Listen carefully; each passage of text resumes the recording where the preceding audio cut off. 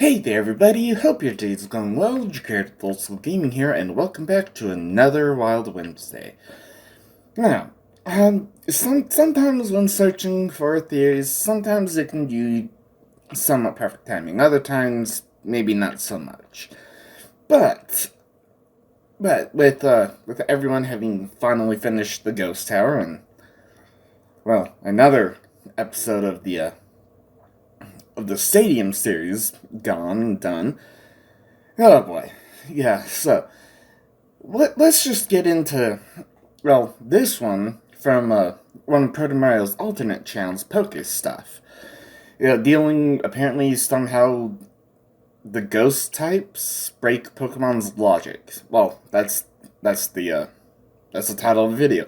Pokemon Theory: Why Ghost Type Break Pokemon's Logic. I'm not sure how they break the logic, but well, let's find out. See what it's all about.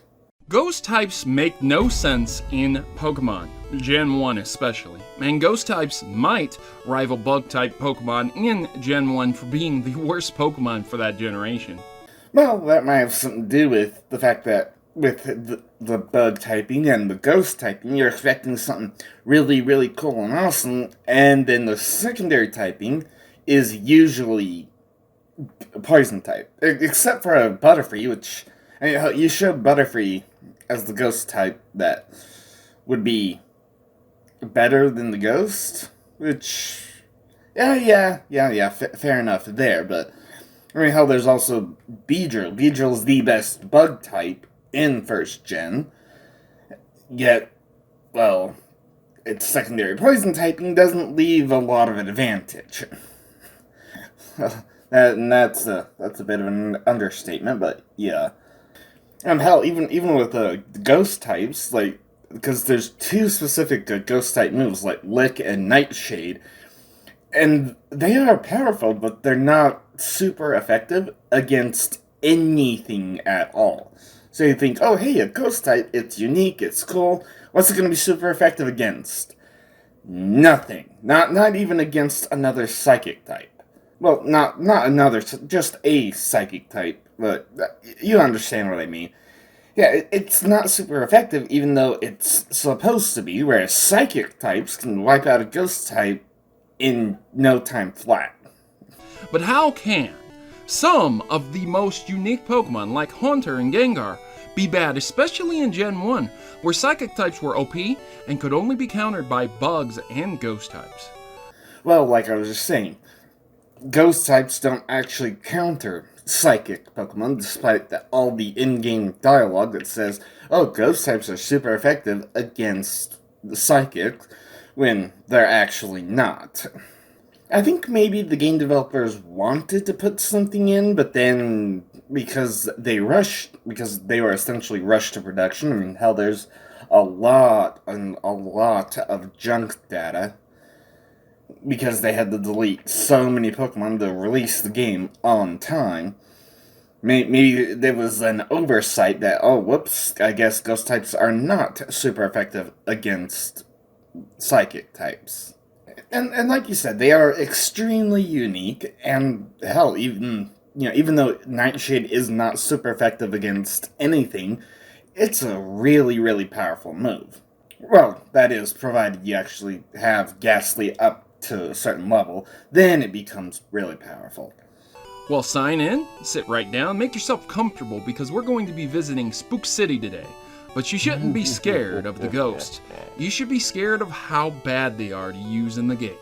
Hello, and welcome back to Pokemon Theory, the show where Professor Oak really isn't a professor, and going to the gym doesn't mean pumping iron. Unless you're in Dewford Town, which is a literal gym. Ghost Pokemon make no sense in Gen 1 and actually break Pokemon's logic. And if you haven't seen my previous video of why Pokemon makes no sense because of bug Pokemon, you probably are going to be knowing where I'm going with this if you have seen it. Well, I have seen it, but it's been a couple of months, and, well, plenty has happened for me in that time, so it's kinda just, it's there, but it's not there, if that makes sense. I mean, how this theory so far, we're, 1 minute in out of the 6-minute video, and, well, at least now we're actually getting into the theories. So I don't know. Let's see if your theory makes sense or if it doesn't. Wait. Oh, okay. So last time it was because bugs are only in certain areas, but right. Because now that I'm thinking back on it, yeah. Your theory is that bug Pokemon make no sense because they're only in like the beginning area. But I countered that by saying that, well, I mean, as you get more into more civilized areas, bug Pokemon don't thrive in, well, developed areas. They need wild areas. Well, most bugs, anyway.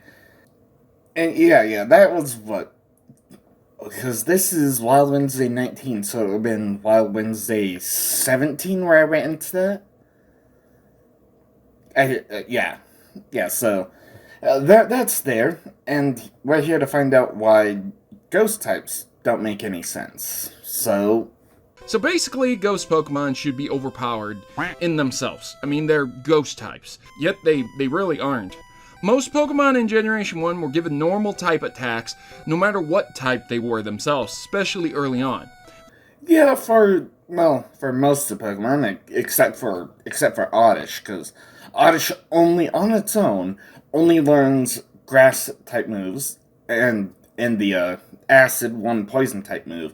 Apart from that, it's got nothing, and it learns all the different sleep powder, paralysis powder, and or no, that would be stun spore, and poison powder.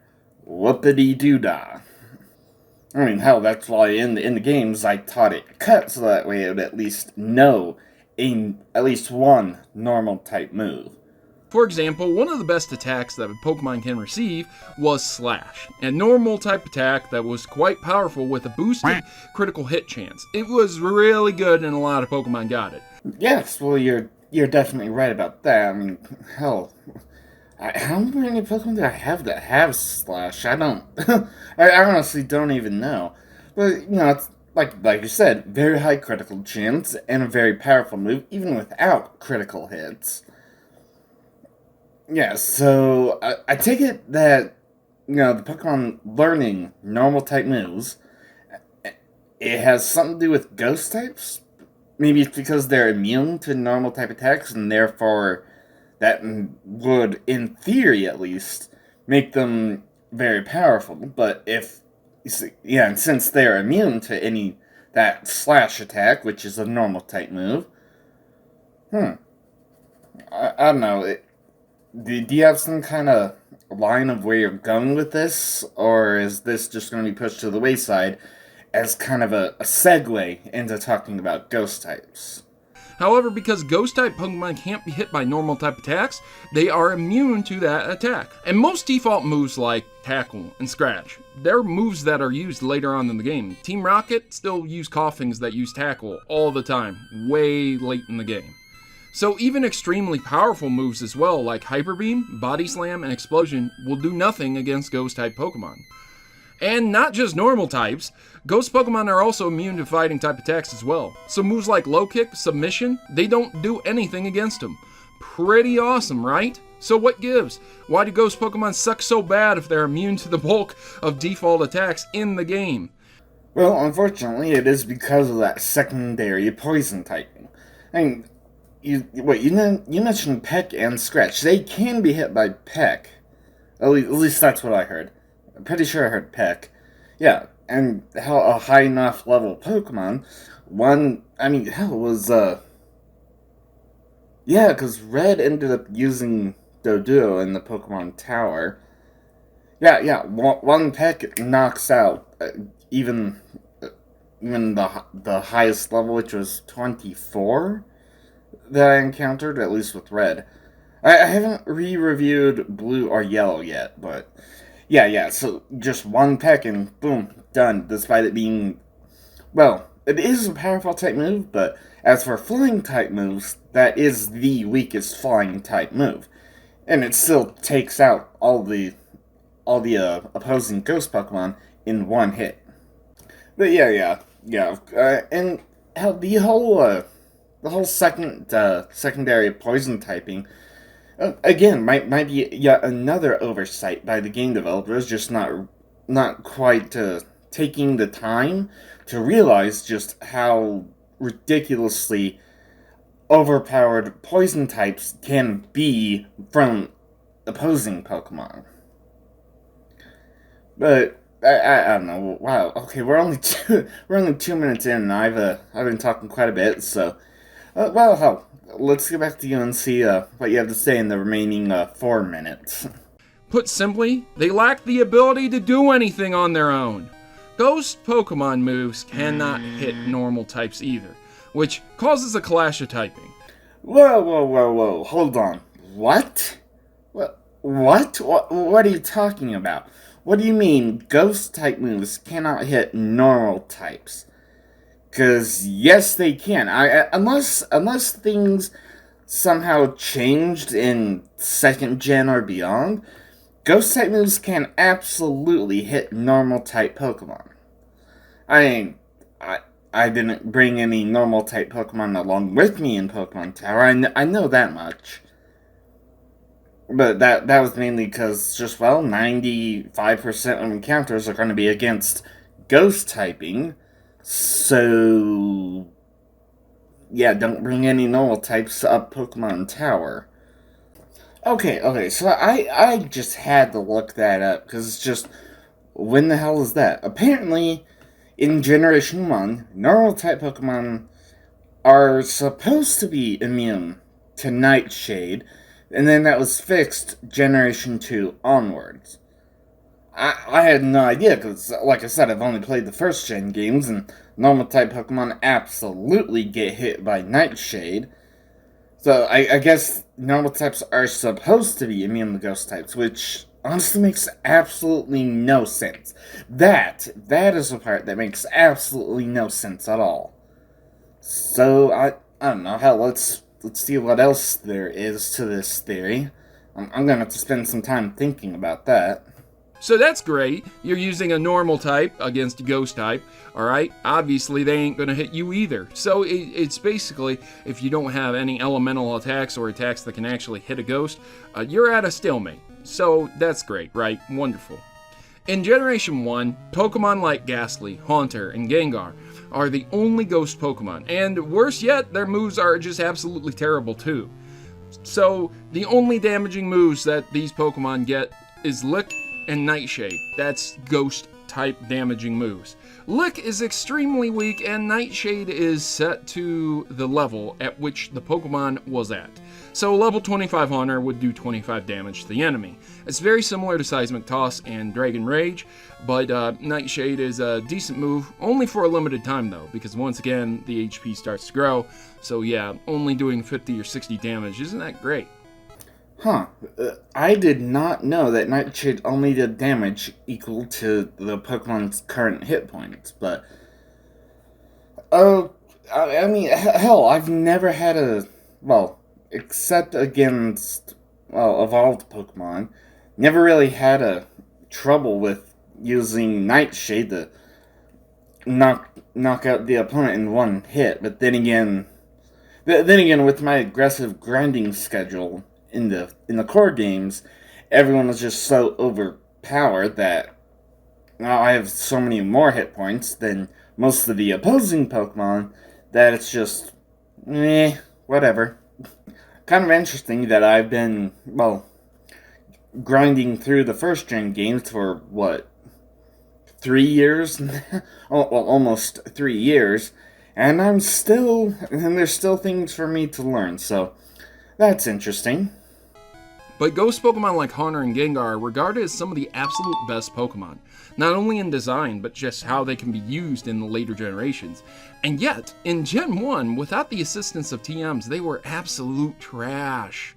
Well, I would say that's more a matter of opinion. I mean, now that I've actually caught Ghastly in all 3 versions by the time this comes out, I haven't taught Ghastly any TMs, and I'm not 100% sure if there's a TM I would want to teach them, because, I mean, yeah, between the Hypnosis and Dream Eater and Lick and Nightshade, that's pretty much all I see. And as I said, they are good Pokemon. Probably not my favorite, just because of, well, because Hypnosis is supposed to have a decent accuracy, in theory, but observed it hits 1 in 5.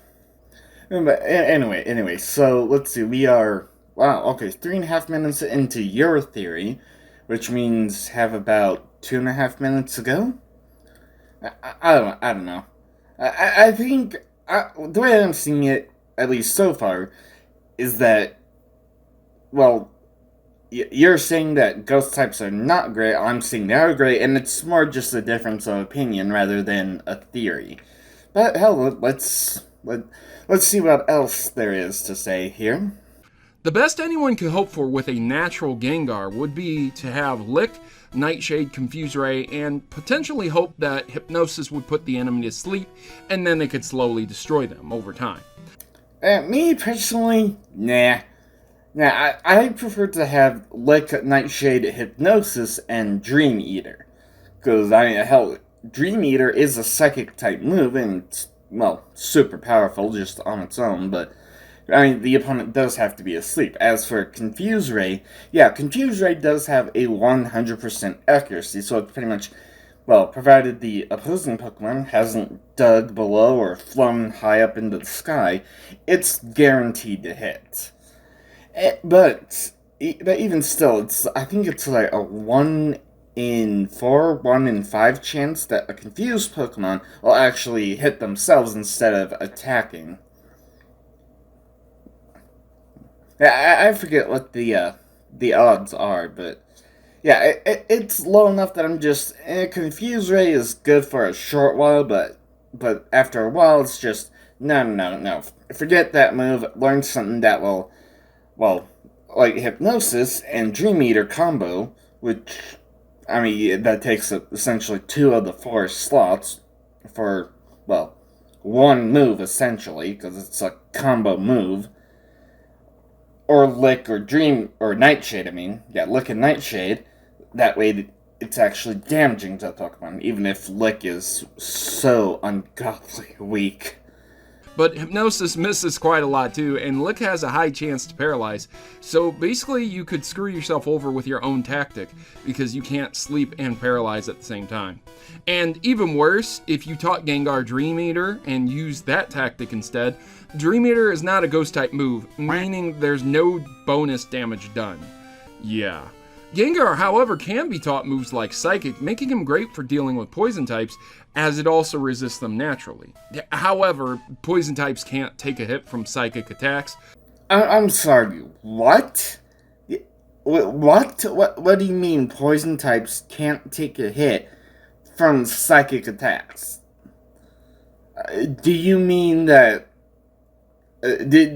was that a was that like a brain fart misfire or something? I'm not sure what the term I'm looking for is, but, psychic types absolutely hit poison typing, and it is super, super effective.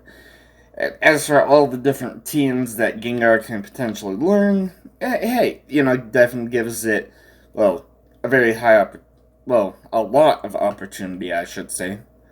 But personally, honestly, the way I see it, my Ghastly Suzumushi is just fine the way it is, with Lick, Nightshade, Dream Eater, and Hypnosis. And like I said, Hypnosis has a very terrible observed accuracy. So really, there's no real point to resist them, and there's plenty of other types that resist them also, like rock types, so yeah. Well, rock types have a resistance to, well, pretty much anything that's not ground or grass or water or ice. Rock types have a high resistance to normal, fire, flying, bug, poison. I don't know. I haven't really encountered too much in the way of rock types with Ghastly. So I don't know if they're actually if they actually resist Ghost-type moves. Let me look that up. Okay, I just looked it up, and no, Rock types are not resistant to Ghost-type moves. So what are you getting on about? So let's take Ghastly versus, well, you just put up Golem. So yeah, Ghastly versus Golem. Well, I mean, the problem with Golem is it can, before, or no, because you're right, it's a traded evolution. But yeah. So there's what, Earthquake, Rock Throw. I think because I taught my Judo Rock Slide. But I mean, Earthquake and Rock Throw can hit Ghost type, but I mean the Tackle can't, Explosion can't, and hell, the Ghost type moves like Nightshade or Lick can absolutely affect Rock types. So what is your source? What are you looking at? Because I'm actively looking it up as I'm making the commentary onto your video for my own Wild Wednesday. So where are you getting your information that apparently poison types are immune to psychic? Because that is what you said. As you were showing how a Clefairy using Psychic against a Golbat is super effective. And yeah, as you were showing that. And apparently Ghost types, or apparently Rock types are resistant to Ghosts, which they're not. So where are you getting your information for all of this? But even then, why would you do that when you have Pokemon like Hypno, Mr. Mime, and Alakazam that can easily be obtained? In fact, all those Pokemon can be obtained before the Pokemon Tower as well. And Butterfree can learn Psychic attacks too. So if you didn't want to train up a new Pokemon, even that would be an option. And Butterfree's pretty good against poison types in the game. Yes. That is true. Butterfree being able to learn Psychic, well, I think the only psychic that moves that it learns on its own is Confusion. But I mean, hell, with a high enough level Butterfree, it can pretty much take on any poison typing and win in one hit. Well, that's also depending on level, but then again, maybe not so much because of, well, super effectiveness. The point I'm getting to is, well, Bug type Pokemon versus Poison type Pokemon is actually kind of a double edged sword, literally, because Poison types are super effective against Bug, but Bug type moves like Twin Needle and Pin Missile, like Butterfree can't learn those, but yeah, Twin Needle and Pin Missile are also super effective against Poison typing. So yeah, like I said, it's a double edged sword. Finally, because ghost Pokemon are not immune or resist psychic types at all, this actually has the opposite effect in Gen 1, meaning that psychic types were actually super effective against those ghost types, because Ghastly, Haunter, and Gengar are also poison types.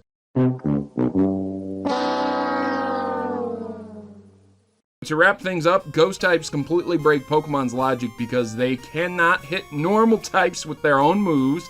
Their moves are absolute trash in Gen 1, and Psychic types can beat them in terms of usability and just countering them. Psychic types destroy Ghost types.